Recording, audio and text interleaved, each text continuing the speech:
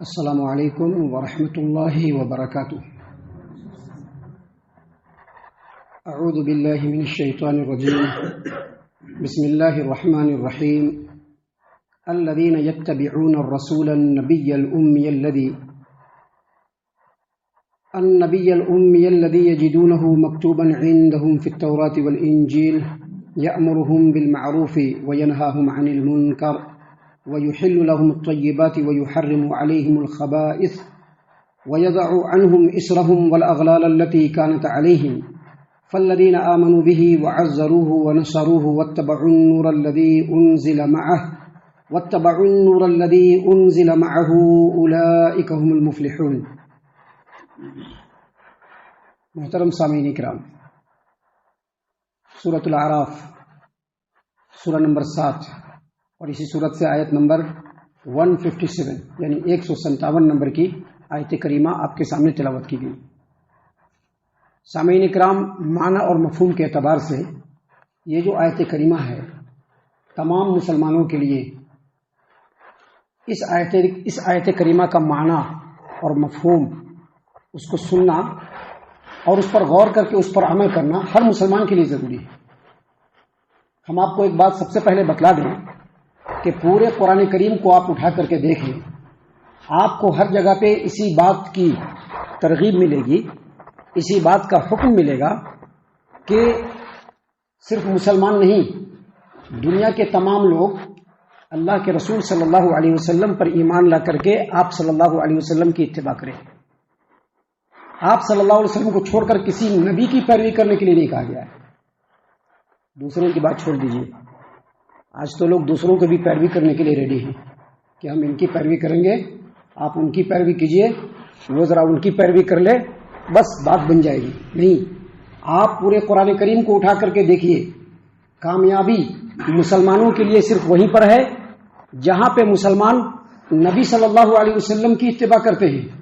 کامیابی مسلمانوں کے لیے وہیں سے ملے گی جو نبی صلی اللہ علیہ وسلم پر کتاب اللہ تبارک و تعالیٰ نے نازل فرمایا ہے۔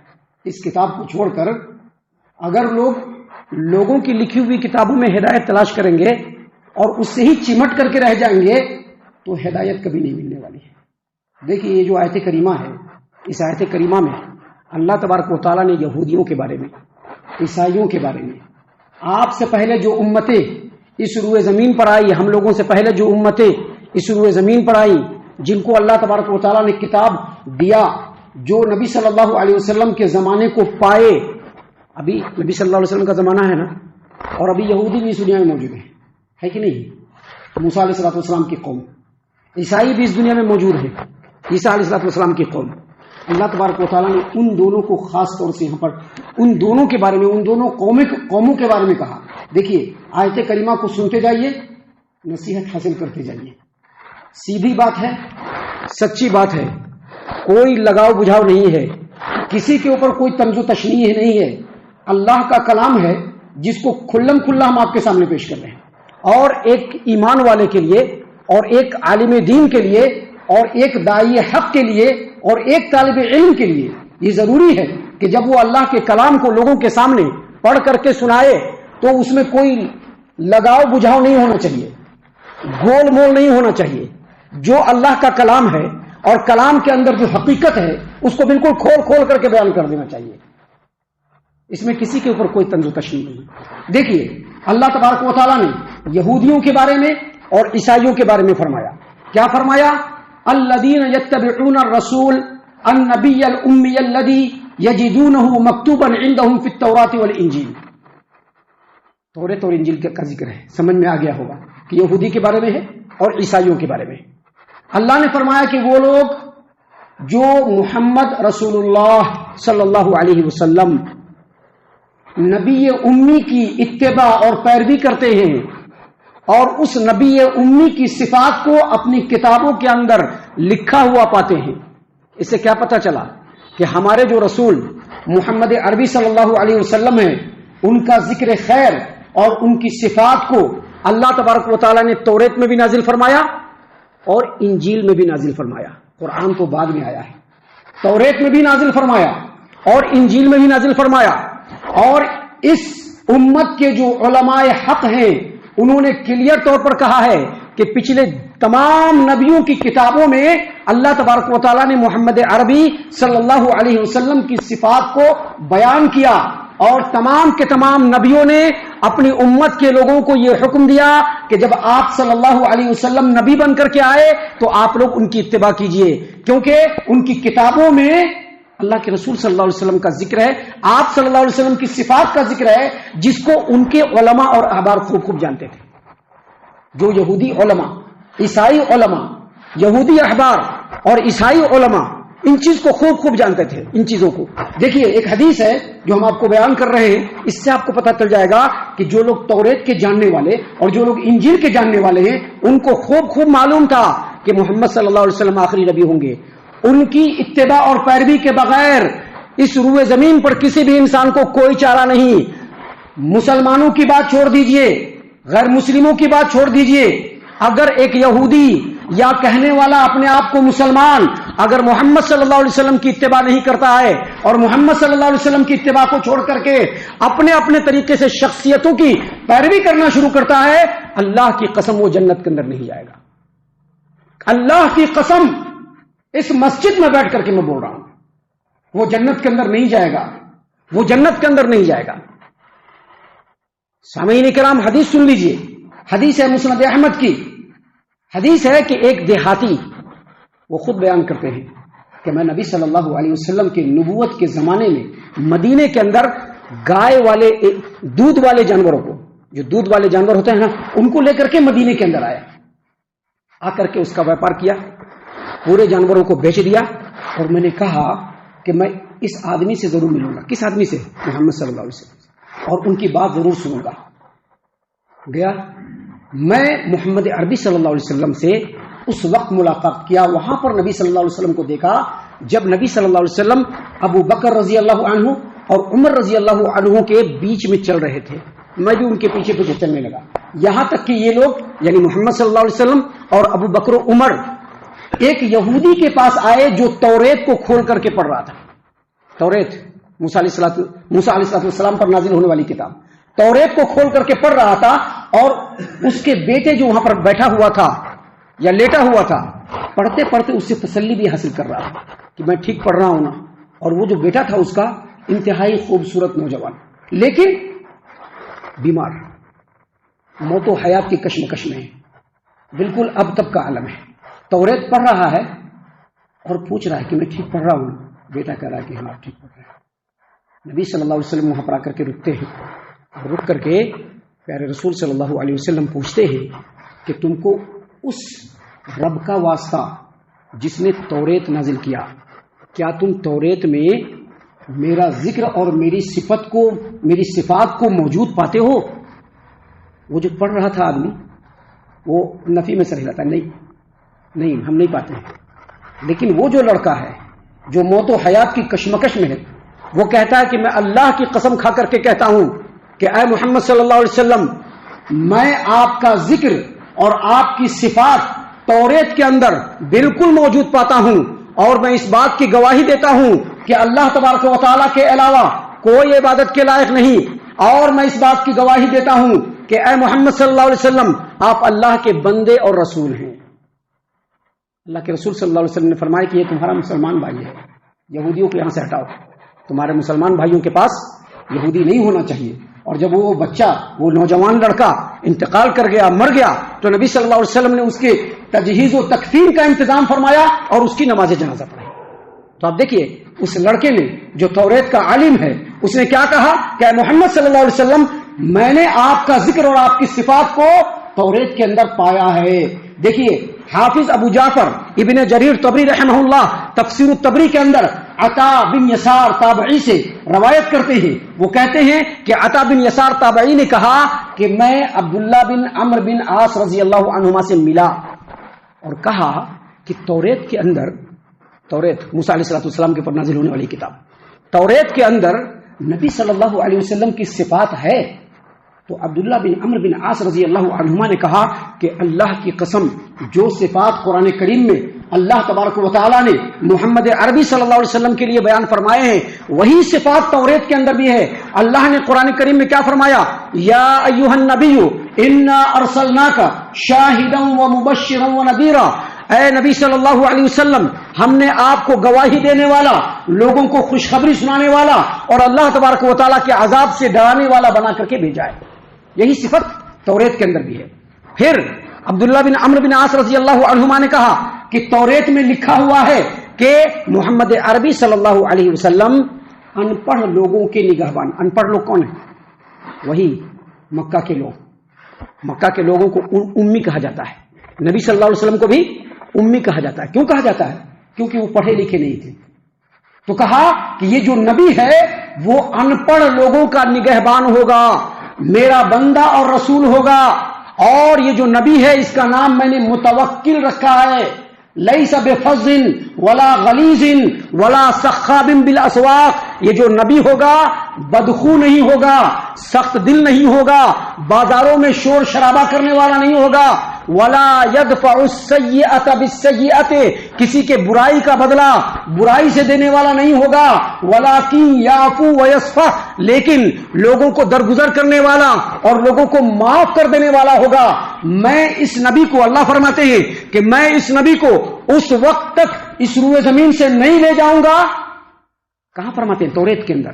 میں اس نبی کو اس روئے زمین سے اس وقت تک نہیں لے جاؤں گا جب تک کہ ایک ٹیڑھی قوم کو ان کے ذریعے سے سیدھا نہ کر دوں اور وہ لا الہ الا اللہ کہنے والے نہ بن جائیں۔ میں اس نبی کو اس وقت تک اس روئے زمین سے نہیں لے جاؤں گا جب تک کہ بند دلوں، اندھی آنکھوں اور بہرے کانوں کو درست نہ کر دوں۔ یہ میں نے حوالہ دیا حافظ ابو جعفر ابن جریر طبری رحمہ اللہ کی تفسیر الطبری کا، لیکن ہم آپ کو بتلا دیں یہ جو روایت ہے، اس روایت کو امام بخاری رحمہ اللہ نے صحیح البخاری کتاب البیوع حدیث نمبر 2125 پہ بھی روایت کیا ہے۔ ان دونوں حدیثوں سے کیا پتہ چلا کہ آپ صلی اللہ علیہ وسلم کا ذکر خیر اور آپ صلی اللہ علیہ وسلم کی صفت اللہ تبارک و تعالیٰ نے پچھلی تمام کتابوں کے اندر واضح فرمائی۔ اسی بات کو اللہ تبارک و تعالیٰ نے یہاں پر کیا فرمایا کہ وہ یہودی اور وہ عیسائی لوگ جو رسول نبی امی کی اتباع کرتے ہیں اور آپ صلی اللہ علیہ وسلم کی صفات کو اپنی کتاب کے اندر پاتے ہیں، توریت اور انجیل کے اندر پاتے ہیں، آگے فرمایا اس نبی کی صفت یہ ہے یأمرہم بالمعروف وینہاہم عن المنکر، اس نبی کی صفت ہے کہ وہ لوگوں کو نیکی کا حکم دیتے ہیں اور برائی سے روکتے ہیں۔ یہ پچھلے نبیوں کی کتابوں میں یہ صفات ہے، یہ صفت جو ہے وہ پچھلے نبیوں کی کتابوں میں ہے کہ آپ صلی اللہ علیہ وسلم لوگوں کو نیکی کا حکم دیتے تھے اور برائی سے روکتے تھے۔ آج کچھ لوگ کہتے ہیں کہ خالی نیکی کا حکم دو، برائی سے روکنے کی ضرورت نہیں، کہتے ہیں نا۔ آج کچھ لوگ کیا کہتے ہیں؟ کوئی کھانے کھاتا ہے کھانے دو، کوئی یہ لیتا ہے یہ لینے دو، کوئی شراب پیتا ہے شراب پینے دو، بس وہ آنا چاہیے آنا چاہیے۔ نہیں، نبی کی صفت یہ ہے، نبی کی صفت یہ قرآن کے اندر بھی اور پچھلی کتابوں کے اندر بھی کہ وہ لوگوں کو نیکی کا حکم دیتے تھے، برائی سے روکتے تھے۔ اور نبی کی جو یہ صفت ہے اس میں سب سے عظیم بات کیا ہے کہ نبی لوگوں کو توحید کی طرف بلاتے تھے، شرک سے روکتے تھے۔ یہی صفت ہے جس کو اللہ تبارک و تعالیٰ نے یہاں پر بیان فرمایا کہ وَيُحِلُّ لَهُمُ الطَّيِّبَاتِ وَيُحَرِّمُ عَلَيْهِمُ الْخَبَائِثَ وَيَأْمُرُهُم بِالْمَعْرُوفِ وَيَنْهَاهُمْ عَنِ الْمُنكَرِ۔ نبی صلی اللہ علیہ وسلم لوگوں کو نیکی کا حکم دیتے ہیں اور برائی سے روکتے ہیں، اور آگے فرمایا وَيُحِلُّ لَهُمُ الطَّيِّبَاتِ وَيُحَرِّمُ عَلَيْهِمُ الْخَبَائِثَ۔ نبی صلی اللہ علیہ وسلم کی صفات میں سے ایک صفت یہ بھی ہے کہ آپ صلی اللہ علیہ وسلم لوگوں کو پاکیزہ چیزوں کو حلال قرار دیتے ہیں اور ناپاک چیزوں کو حرام قرار دیتے ہیں۔ مکہ کے لوگوں نے بحیرہ، صائبہ، وسیلہ اور حام یہ جانور ہیں، ان کا نام رکھا، حلال جانور ہیں، اس کو حرام قرار دیا اور اپنے اوپر تنگی مول لی۔ اللہ کے رسول صلی اللہ علیہ وسلم آئے اور کہا کہ نہیں، یہ ساری چیزیں پاک ہیں۔ مکہ کے مشرکین بھی، عرب کے مشرکین بھی اور آج کے بہت سارے لوگ بھی بہت ساری ناپاک چیزوں کو حلال قرار دیتے ہیں۔ سود لیتے ہیں نا، لیتے بھی ہیں اور دیتے بھی ہیں، کرتے کہ نہیں کرتے؟ لون لے کر کے بہت سارا کام کر لیتے ہیں، سود بھرتے رہتے ہیں، سمجھتے ہیں کہ ہمارے لیے حلال ہے۔ اللہ کے رسول صلی اللہ علیہ وسلم آئے، لوگوں کو پاک چیزوں کا حکم دیا اور اس کو حلال قرار دیا اور ناپاک چیزوں سے لوگوں کو روکا. یہ نبی صلی اللہ علیہ وسلم کی صفت قرآن کریم کے اندر بھی اور آپ سے پہلے جو کتابیں نازل ہوئی اس کے اندر بھی. آگے مزید فرمایا وَيَزَعُ عَنْهُمْ إِسْرَهُمْ وَالْأَغْلَالَ الَّتِي كَانَتْ عَلَيْهِمْ. اور جو توق اور بوجھ لوگوں کے گردنوں میں اور لوگوں کے سر پر تھا, نبی صلی اللہ علیہ وسلم اس کو آسان کرنے کے لیے آئے تھے. یعنی نبی صلی اللہ علیہ وسلم اس روئے زمین پر جو نبی بن کر کے آئے, آپ صلی اللہ علیہ وسلم کی صفت یہ کہ آپ نے ہمیشہ لوگوں کے لیے آسانی کی. صحیح البخاری حدیث نمبر 1211, سیدنا ابو برزہ اسلمی رضی اللہ عنہ جو نبی صلی اللہ علیہ وسلم کے صحابی ہیں, وہ کہتے ہیں کہ میں نبی صلی اللہ علیہ وسلم کے ساتھ رہا, لیکن آپ صلی اللہ علیہ وسلم نے ہمیشہ آسانی کا حکم دیا, آسانی کا حکم دیا, ہمیشہ آسانی کا. دیکھیے اس قوم کے اندر اتنی آسانی ہے, اس امت کے اندر اتنی آسانی ہے کہ نبی صلی اللہ علیہ وسلم کے فرمان کے مطابق اگر اس امت کے کسی آدمی کے دل میں کوئی برائی کا وسوسہ آتا ہے تو جب تک وہ برا عمل کر نہ لے اور جب تک اس برے بات کو وہ بول نہ دے, اس پر اس کو گناہ نہیں ہے. خالی دل میں وسوسہ آنے سے گناہ نہیں ہے. اس امت سے اگر غلطی ہو جائے اللہ نے اس کو بھی معاف کر دیا ہے. اس امت سے اگر بھول چک ہو جائے اللہ تبارک و تعالیٰ نے وہ بھی معاف کر دیا ہے. اسی چیز کے لیے نبی صلی اللہ علیہ وسلم آئے, بوجھ بنانے کے لیے نہیں. آج مسلمانوں نے بوجھ بنا لیا ہے. شادی کریں گے, شادی میں بے انتہا خرچہ ہونا چاہیے, بوجھ ہے کہ نہیں ہے؟ نبی اس کو ہٹانے کے لیے آئے تھے. کوئی بچہ پیدا ہوگا اس کے اندر بے شمار رسم و رواج, بوجھ ہے کہ نہیں ہے؟ نبی صلی اللہ علیہ وسلم اس کو ہٹانے آتے ہیں. اگر کوئی مرتا ہے تو مرنے پر بھی پریشانی ہے, مرنے کے بعد بھی بڑے بڑے دیگ لگاؤ, بڑے بڑے جو ہے شامیانے بناؤ, پورے قوم کے لوگوں کو کھلاؤ. یہ سب اللہ اور اس کے رسول کے فرمان میں نہیں ہے. نبی صلی اللہ علیہ وسلم اس کو ختم کرنے کے لیے آئے تھے. سامعین کرام, یہ صفات بیان کرنے کے بعد, جو نبی صلی اللہ علیہ وسلم کی صفات ہیں اس کو بیان کرنے کے بعد اللہ تبارک و تعالیٰ نے فائنلی کہا. فائنلی کیا کہا؟ اللہ نے فرمایا فَالَّذِينَ آمَنُوا بِهِ, پس وہ لوگ جو نبی صلی اللہ علیہ وسلم پر ایمان لائے یا لاتے ہیں, وہ لوگ جو نبی صلی اللہ علیہ وسلم پر ایمان لاتے ہیں, چاہے مسلم ہو چاہے نان مسلم ہو, جو لوگ نبی صلی اللہ علیہ وسلم پر ایمان لاتے ہیں, وَعَزَّرُوهُ, نبی صلی اللہ علیہ وسلم کی تعظیم اور توقیر کرتے ہیں, وَنَصَرُوهُ, اور نبی صلی اللہ علیہ وسلم کے دین کی مدد کرتے ہیں, وَاتَّبَعُوا النُّورَ الَّذِي أُنزِلَ مَعَهُ, اور جو نور نبی صلی اللہ علیہ وسلم کے ساتھ نازل ہوا. نبی صلی اللہ علیہ وسلم کے ساتھ کون سا نور نازل ہوا؟ یہ قرآن. نبی صلی اللہ علیہ وسلم کے ساتھ جو نور نازل ہوا وہ کون ہے؟ یہ قرآن ہے, جس کے بارے میں اللہ نے قرآن کریم میں مختلف مقامات میں کہا کہ یہ نور ہے. تو جو نور نبی صلی اللہ علیہ وسلم کے ساتھ نازل ہوا, اس نور یعنی قرآن کریم کی جو لوگ اتباع کرتے ہیں, اللہ نے فرمایا اولئک هم المفلحون, یہی لوگ کامیاب ہیں. مطلب کیا؟ جب مسلم ہو یا غیر مسلم ہو, یہودی ہو یا عیسائی ہو, ان کو کامیابی کب ملے گی؟ نبی پر ایمان لانے کے بعد, نبی کی اتباع کے بعد, اور قرآن پر ایمان لانے کے بعد, قرآن کی پیروی کے بعد. اس سے کیا پتہ چلا؟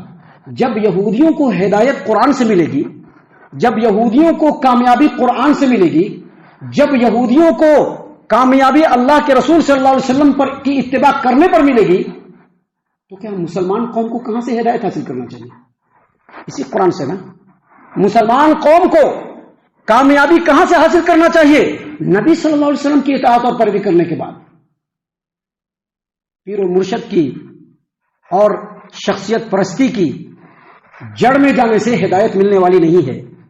قرآن کو چھوڑ کر کے دوسری کتابوں کو پڑھ کر کے ہدایت حاصل کرنے سے ہدایت ملنے والی نہیں ہے. اگر ہدایت چاہیے نبی پر ایمان لائیے, اگر ہدایت چاہیے نبی کی پیروی کیجیے, اگر ہدایت چاہیے نبی کے دین کی مدد کیجیے, اور اگر ہدایت چاہیے تو قرآن کریم کے اوپر ایمان لا کر کے اس کی پیروی کیجیے. اب خالی کہہ دیا کہ قرآن ہماری کتاب ہے کہہ دیا اور قرآن کو سائڈ میں لگا دیا, قرآن ہماری کتاب نہیں بنے گی. قرآن ہماری کتاب اس وقت بنے گی جب اس کتاب کو آدمی پڑھے, تلاوت کرے, اس کے معنی اور مفہوم کو سمجھے, اس کے مطابق عمل کرے. آج کل لوگوں نے یہ بھی پھیلا رکھا ہے کہ اس قرآن کو سبھی آدمی نہیں سمجھ سکتے. ہمارے پاس آ کر کے کئی لوگ بولنے والے ہیں کہ فلاں فلاں بول رہی تھی کہ قرآن سبھی کے سمجھنے کی بس کی بات نہیں ہے، حدیث سبھی کے سمجھنے کی بس کی بات نہیں ہے، سنگل لوگوں کو بتاتے ہیں۔ اللہ تبارک و تعالیٰ نے اسی قرآن کریم میں کئی مقام پہ کہا ہے کہ یہ جو قرآن ہے اس کو اللہ نے سمجھنے کے لیے آسان کر دیا ہے، اپنی اپنی بساط کے مطابق۔ ایک عالم پڑھے گا تو اپنے حساب سے سمجھ لے گا، ایک عام آدمی بھی پڑھے گا تو اپنے حساب سے سمجھ لے گا اس کو، ایسا نہیں کہ نہیں سمجھے گا۔ ابھی ہم آپ کے سامنے اس قرآن کی آیتوں کو پڑھیں گے اور پڑھ کر کے سمجھائیں گے، یقینی طور پر جس کی جو صلاحیت ہے اور جس کی جو بساط ہے وہ ضرور سمجھ لے گا۔ لہذا اگر ہدایت چاہیے تو قرآن کو پڑھیے، قرآن کو سمجھیے، قرآن کے مطابق عمل کرنے کی کوشش کیجیے، تبھی ہدایت ملے گی، تبھی کامیابی ملے گی، وگرنہ کامیابی ملنے والی نہیں ہے۔ ہم اللہ تبارک و تعالیٰ سے دعا کرتے ہیں کہ اللہ تعالیٰ ہم تمام کو ان تمام باتوں کے اوپر خوب غور و فکر اور تدبر کرنے کے ساتھ ساتھ ان باتوں کے اوپر عمل کرنے کی بھی توفیق عنایت فرمائے، آمین۔ اللہ تعالیٰ ہم تمام کو صحیح معنوں میں پکا سچا مومن مسلمان بنائے، اللہ اور اس کے رسول صلی اللہ علیہ وسلم کی اطاعت و فرما برداری کرنے والا بنائے، صحابہ کرام رضی اللہ عنہم کے طریقے پر چلنے والا بنائے، جنت الفردوس میں جگہ عطا فرمائے۔ اے اللہ ہم تمام کو جہنم سے پناہ دے، اے رب العالمین ہم تمام کو جہنم سے پناہ دے، اے مالک الملک ہم تمام کو جہنم سے پناہ دے، آمین یا رب العالمین۔ وما علینا الا البلاغ المبین۔ تبارك الذي نزل الفرقان على عبده ليكون للعالمين نذيرا